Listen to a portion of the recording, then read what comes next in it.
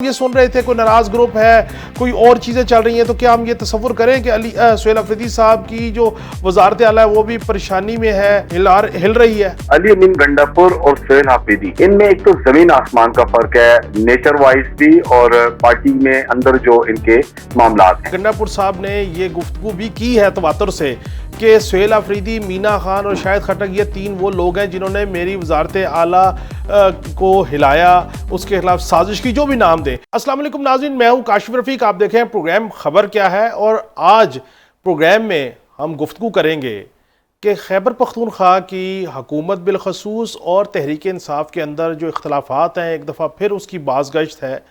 और मामला ये है कि जिस तरीके से अली अमीन गंडापुर साहब के ऊपर अदम एतमाद था अलीमा खान साहिबा का, फिर उसके बाद सुहेल अफरीदी साहब आ गए और फिर अचकज़ई साहब को अपोजिशन लीडर बनाया गया कौमी असम्बली में, राजा नासिर अब्बास साहब को सेनेट में, अब सुहेल अफरीदी साहब पे भी अदम एतमाद है। जुनैद अकबर साहब भी हदफ़े तनकीद हैं कि उन्होंने पार्टी की मेंबर साजी नहीं की, सुहेल अफरीदी साहब ने मोबिलाइजेशन नहीं की। तो अलीमा खान साहिबा जो हैं, इनकी अब अगर हदफ़े तनकीद सुहेल अफरीदी, जुनैद अकबर, अचकज़ई साहब और राजा नासिर अब्बास साहब हैं, तो क्या ये तसव्वुर किया जाए कि सुहेल अफरीदी साहब की जो तब्दीली की चीज़ें हैं वो उस तरफ मामला जा रहा है कि नहीं जा रहा? और खैबर पख्तूनख्वा की सियासत में इस टाइम चीज़ें क्या चल रही हैं, कुक क्या हो रही है, इसके लिए हमने आज अपने साथ शो में मदू किया। यासिर हुसैन साहब सीनियर सहाफ़ी हैं, बड़ी गहरी नज़र है इनकी खैबर पख्तूनख्वा की सियासत के हवाले से, तहरीक इंसाफ के हवाले से। बहुत शुक्रिया यासिर साहब आपका वक्त देने का। यासिर साहब, ये सबसे पहले बहुत शुक्रिया। ये सबसे पहले बताइएगा कि ये अली अमीन गंडापुर साहब के बाद ये सुहेल अफरीदी साहब के ऊपर भी अलीमा खान साहिबा का अदम एतमाद है, तो हम इस बात को ये समझे कि सुहेल अफरीदी साहब के खिलाफ भी चीज़ें मोबिलाइजेशन होगी? क्योंकि हम ये सुन रहे थे कोई नाराज ग्रुप है, कोई और चीज़ें चल रही हैं, तो क्या हम ये तसव्वुर करें कि सुहेल अफरीदी साहब की जो वजारत आला है वो भी परेशानी में है, हिल रही है? देखिए जी, बहुत शुक्रिया। अली अमीन गंडापुर और सुहेल अफरीदी, इनमें एक तो जमीन आसमान का फर्क है, नेचर वाइज भी और पार्टी में अंदर जो इनके मामलात हैं। अली अमीन गंडापुर देखें, अपने बयानात और अपनी जो एक उनकी जो फ्रंट लाइन पर हमेशा खेलने की आदत थी, वो उन्होंने अपने जब वो वज़ीर आला थे तो उस दौरान भी उन्होंने वैसे ही पैटर्न जो है अपनाए रखा। जहां तक अब सुहेल अफरीदी आप देखें, 8 अक्टूबर 2025 को अली अमीन गंडापुर ने अपने ओहदे से इस्तीफा दिया। 15 अक्टूबर 2025 को सुहेल अफरीदी ने अपने ओहदे का हलफ लिया। उसके बाद अगर उनके बयान हो तो इस नवंबर वो जो एक्सपेक्टेशन थी वो कारकुनों की और पार्टी के अंदर जो आदत थी उनकी बहुत ज्यादा बढ़ चुकी थी। लेकिन आपने देखा कि उस वक्त वो कहते भी थे कि जो आला हुकाम है वो मैं उनके पास मिलने क्यों जाऊं, वो मेरे पास मिलने आए। बल्कि उनकी जो स्टार्ट में जो एक्टिविटी थी या मूवमेंट्स थी वो भी वो शो नहीं करते थे। इसी असना में जब हमने देखा जनवरी फरवरी जब आया तो उसमें सुहेल अफरीदी का जो पैटर्न था इसका उसकी का वो यकसर तब्दील होता हमें दिखाई दिया। पार्टी की आप देखें अंदर सोशल मीडिया के जो एक्टिविस्ट हैं तहरीक इंसाफ के, वो भी स्टार्ट में इनकी हर अदा को उजागर करते आए। लेकिन हमने ये भी देखा कि मार्च अप्रैल के बाद जो है सोशल मीडिया पर ट्रोलिंग स्टार्ट हो गई। इसी तरह पार्टी के अंदर भी जो है नाराजगियों का सिलसिला वो दिखाई देना शुरू हुआ। लेकिन मई में जो है वो नाराज ग्रुप की सूरत में सामने आ गया। बेसिकली सुहेल अफरीदी जो है यकीनन कभी पहले ऐसे बड़े मनसब का ना उन्होंने सोचा होगा, ना वो कभी आए। इसी तरह इससे कबल वो फर्स्ट टाइम मिनिस्टर थे अली अमीन की कैबिनेट में। लेकिन वो अली अमीन की कैबिनेट इस किस्म की थी कि उनकी इजाजत के बगैर कोई खड़ा या बैठ भी नहीं सकता था, चाहे वो काबीना इजलास में हमने देखा हो या सुना हो। इसी तरह सुहेल अफरीदी जो है स्टार्ट में 2 से 3 माह तो उनको सेटल होने में वक्त लगा। लेकिन वो जो उन्होंने स्टार्ट में आईएसएफ माइंडसेट के बयान जो दिए कारकुनों को और अपनी क्यादत को और अवाम को, उनसे उम्मीदें बहुत ज्यादा वाबस्ता हो चुकी थी। लेकिन उन उम्मीदों पर अभी तक वो पूरा नहीं उतर पाए। उल्टा उनके हाथ से मामला जो है वो निकलना शुरू हो गए। अब देखिए ना, बजट की तैयारी जो है अब यासिर साहब, कहा जाता है कि यासिर साहब कता कलामी माफ, मैं थोड़ा सा बैकग्राउंड अपने देखने वालों को बताना चाह रहा हूँ, समझाना चाह रहा हूँ। गंडापुर साहब जब वज़ीर आला थे तो उस वक़्त सुहेल अफरीदी साहब, बीना खान साहब, शाहिद खटक साहब ये बड़े करीब तस्वुर किए जाते थे, और कहीं निजी महफिलों में गंडापुर साहब ने ये गुफ्तगू भी की है तवातुर से कि सुहेल अफरीदी, मीना खान और शाहिद खटक ये तीन वो लोग हैं जिन्होंने मेरी वजारत आला को हिलाया, उसके खिलाफ साजिश की, जो भी नाम दें। और अब ये इनके साथ ऐड हो गए शफी जान साहब। तो ये जो चार लोग हैं, अफरीदी साहब, मीना खान, शाहिद खटक और शफी जान साहब, ये चार जो है सुना है ये पार्टी के ऊपर बड़ी इनकी मजबूत ग्रिप है, और उस हवाले से जो ना इनकी वर्किंग है। और इसमें शाहिद खटक साहब जो है वो शायद कौमी असम्बली में अपोजिशन लीडर बनना चाहते हैं, और उन्होंने बाहर जाने की भी अटेम्प्ट की। मीना खान साहब ने की या शाहिद खटक साहब ने की, दोनों में से किसी ने की। ये भी अगर इसके से आप आगाह है तो देखने वालों को बताइएगा प्लीज। देखिए, मीना खान अफरीदी जर्मनी जाना चाह रहे थे, लेकिन वो नहीं जा पाए। ठीक है। बकौल उनके के हायर एजुकेशन के मिनिस्ट्री के पास है, तो एक ऑफिशियल विजिट, एक वर्कशॉप थी और उसको अटेंड करने जा रहे थे।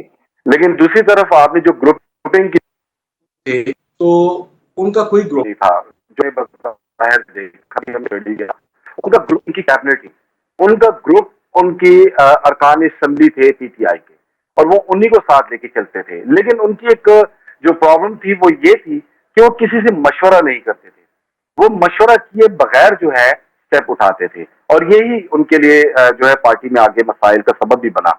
सुहेल अफरीदी जो है, देखिए मैं वही बात करूंगा, 36 साल का नौजवान हो और वो सूबे का चीफ एग्जीक्यूटिव हो जाए, 4.5 करोड़ अवाम की जो है उनकी नुमाइंदगी करे, और ब्यूरोक्रेसी जो हो वो एक शातिर हो, और जैसे कि आजम खान के शागिर्द बैठे हों अफसरान, 1920 ग्रेड के अफसरान, जिनमें शाह अली शाह चीफ सेक्रेटरी भी हैं, एडिशनल चीफ सेक्रेटरी भी हैं, और उन्हीं की गाइडलाइंस पर ये कदम उठाएं, तो आप बेहतर समझ सकते हैं कि जब ब्यूरोक्रेसी के रहमो करम पर चीफ मिनिस्टर होंगे तो उनके लिए मसाइल तो आएंगे।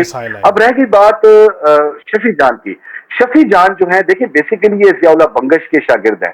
शागिर्द मेन उनके लिए पार्टी में काफी दौड़े लगाते थे। हमारे जमाने में तो ये शायद उस मूवमेंट में भी ना हो जब आप और मैं, काशिफ साहब, ड्यूटीज करते थे। शफी जान जो है, उनको स्पेस मिला कोहाट से, जियाउल्लाह बंगश ने जब परवेज खटक की पार्टी ज्वाइन की, तो इस वजह से वो आगे आए। लेकिन इनका माइंड सेट, चूंकि ये आईएसएफ के ही कारकुन थे, इंसाफ स्टूडेंट फेडरेशन के, इस वजह से इनकी पहले से ही दोस्ती आ रही थी, और आज हुकूमत इनके हाथ में है। तो यकीनन अब देखिए ना, मीना खान अफरीदी के पास 2 महकमे हैं, और सबसे बड़ा महकमा जो है वो बल्दियात का है, और आप जानते हैं कि बल्दियात काफी अहम महकमा होता है तरक्याती कामों के हवाले से, और बराह रास्त इनका जो रिलेशन है वो अवाम के साथ है। हायर एजुकेशन भी उन्हीं के पास है। तर्जुमानी कर रहे हैं शफी जान, और शाहिद खटक जो है बेसिकली एसएफ के दोस्त हैं, लेकिन वो दोस्ती की हद तक है, लेकिन बाकी मामलात और चीजें यकीनन उनकी मुशावरत से ही की जा रही हैं, और यही मसाइल का सबब भी बन रहे हैं। अभी देखें, 35 अरकान का ग्रुप था, और ये मई में सामने आया ये धड़ा जो है, लेकिन ये बतदरीज जो है ये धड़ा बढ़ने की बजाय कम होता गया। उसकी बुनियादी वजह क्या थी?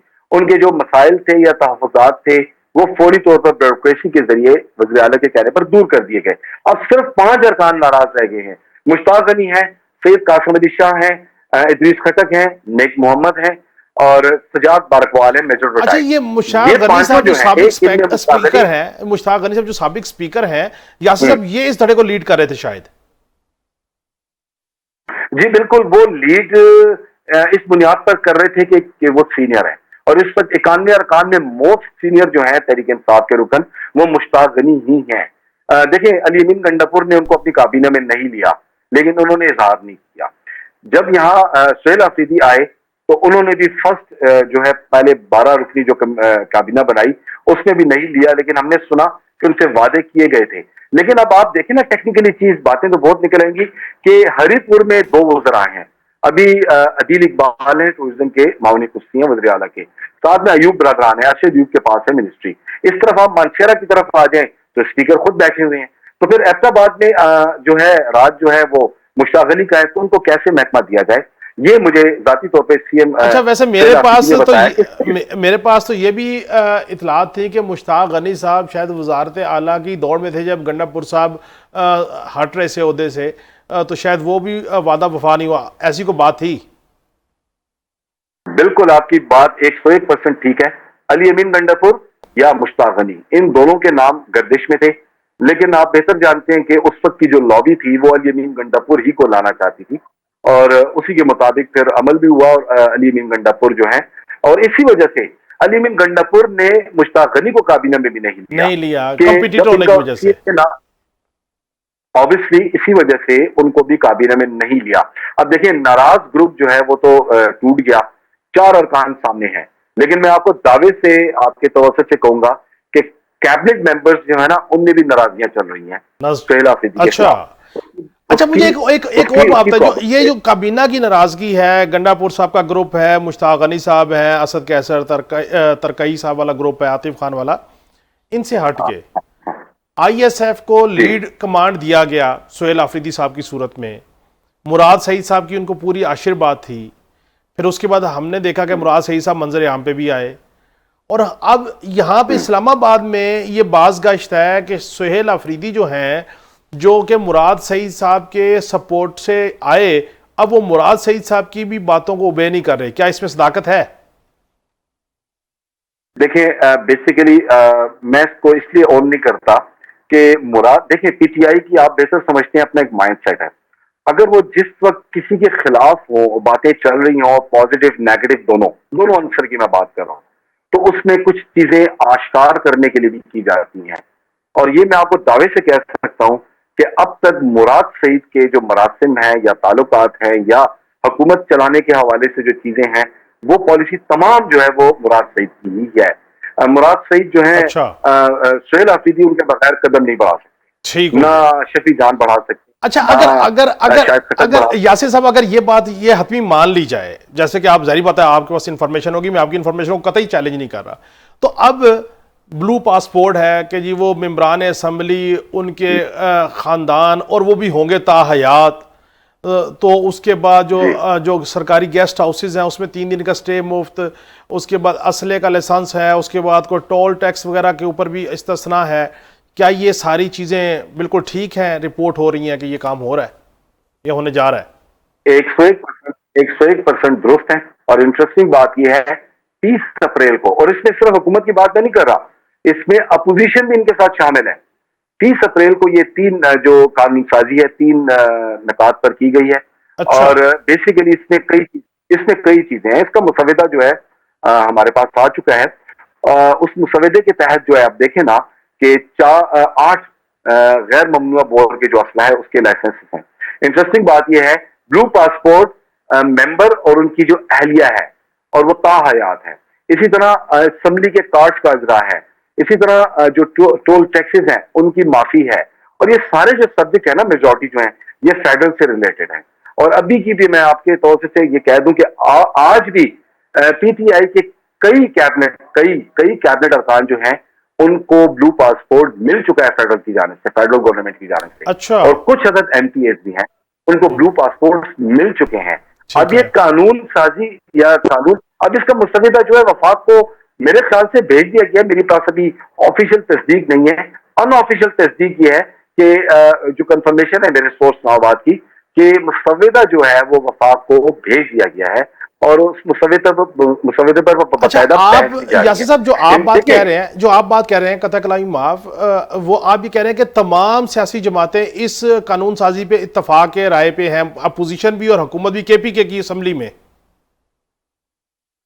बिल्कुल, इसमें देखेंगे फ्रेंडली अपोजिशन है। यानी कि इसका मतलब ये समझा जाए यासिर साहब, अगर ऐसा ही है तो इसका मतलब समझा जाए कि सेनेट के इलेक्शन में जिस तरीके से ये आपस में शीरो शक्कर होके किसी ने अपना बेटा, किसी ने भाई, किसी ने दोस्त, किसी ने रिश्तेदार मुंतखब करवा लिया, उसके बाद अब दूसरी दफा ब्लू पासपोर्ट जैसी मराहत के लिए तमाम सियासतदान, सियासी जमातें इकट्ठी हो गए, वट एवर पीपल्स पार्टी है, JUIF है, PTI है, लेकिन अवाम के लिए इकट्ठे होंगे तो फिर एक दूसरे को हदफ तनकीद बनाएंगे। मैं सही कह रहा हूं? आप देखें ना, मरकज में पीटीआई अपोजिशन का किरदार अदा कर रही है और यहाँ पर अपोजिशन जमातें जो है पीपल्स पार्टी, ANP, नून लीग, जमीयत उलमा इस्लाम और पार्लियामेंटेरियन PTI, ये फ्रेंडली अपोजिशन का किरदार अदा कर रहे हैं। बिल्कुल आपकी बात बिल्कुल ठीक है। मराद और अपने आप को रिलीफ देने के हवाले से इन तमाम चीजों पर इत्तफाक है। बजट में भी पहले से टोकन एहतजाज का फैसला किया गया था और ये सारी चीज आप देखें ना, आप अब अरबों रुपए के जब फंड्स मिल रहे हों और पूछने वाला कोई ना हो तो मेरे ख्याल से अपोजिशन की तो बहती गंगा में हाथ धोएगी।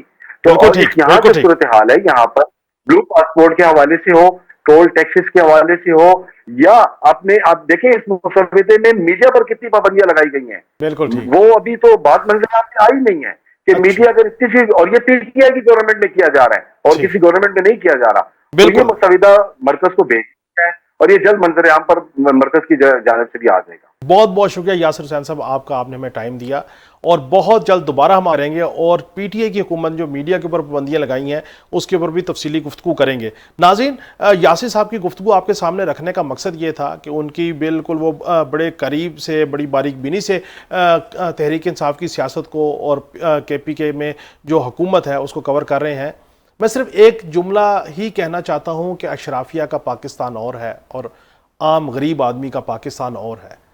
अशराफिया ने जब अपने मनपसंद लोगों को सेनेटर बनवाना हो तब इत्तेहाद हो जाता है, जब ब्लू पासपोर्ट लेने हों, जब दीगर मरात लेनी हो तो उस वक्त भी अपोजिशन और हुकूमत इकट्ठी हो जाती है, और जब आवाम की बात आएगी तो फिर एक दूसरे को हदफ तनकीद बनाएंगे। कब तक ये निज़ाम चलेगा? नाज़रीन, कल फिर मुलाकात होगी। अल्लाह हाफिज़।